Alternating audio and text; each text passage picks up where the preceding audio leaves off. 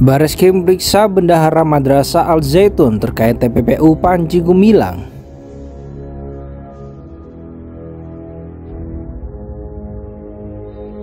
Ditemukan bukti permulaan cukup untuk meningkatkan penyelidikan menjadi penyidikan atas perkara yang pertama, tindak pidana pencucian uang dengan tindak pidana asal, yayasan, dan tindak pidana penggelapan.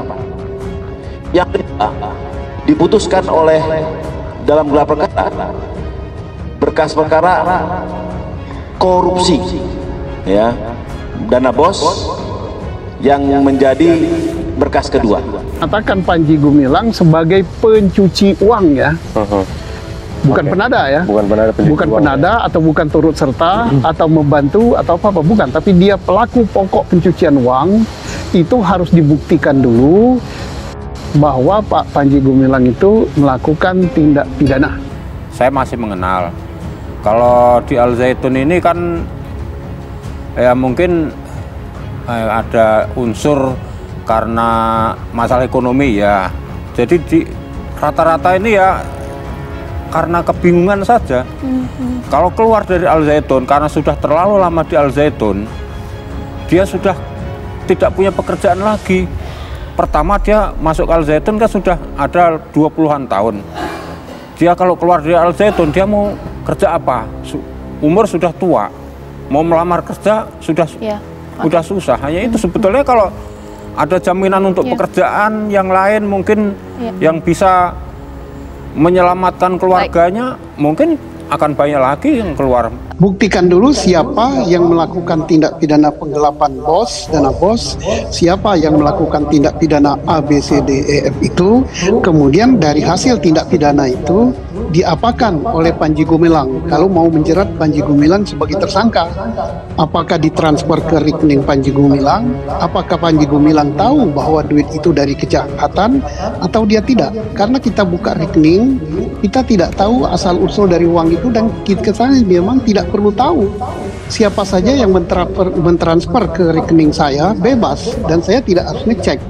Dan rekening kita kan tidak dilengkapi oleh radar, bahwa kalau radarnya oh ini dari rampok, wah ini dari korupsi. Tidak, rekening kita kan bebas ditransferi siapa saja. Nah, kalau dalam pencucian uang berarti siapa yang mentransfer duit ke rekening Panji Gumilang, dan duit itu harus dari kejahatan. Dan tujuannya misalnya diinfakkan duit hasil kejahatan atau disumbangkan untuk membangun data untuk operasional Al Zaitun, tapi duit itu dari kejahatan.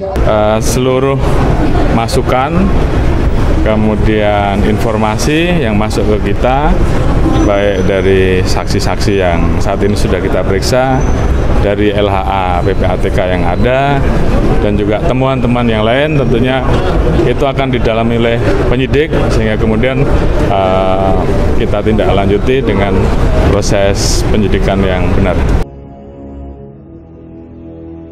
Direktorat Tindak Pidana Ekonomi Khusus Bareskrim Polri melakukan pemeriksaan terhadap pihak Bendahara Madrasah Pondok Pesantren Al Zaitun. Pemeriksaan tersebut terkait dengan penyidikan kasus dugaan tindak pidana pencucian uang Panji Gumilang. Pemeriksaan itu dilaksanakan kemarin terhadap SM, M, dan NH. Pemeriksaan terhadap 3 orang pihak Bendahara Madrasah Al Zaitun, ujar Direktur Tindak Pidana Ekonomi Khusus Bareskrim Polri Brigjen Wisnu Hermawan kepada wartawan Kamis 24 Agustus 2023. Selain itu dilaksanakan juga pemeriksaan terhadap 1 orang yakni AH yang merupakan anggota pembina Yayasan Al Zaitun.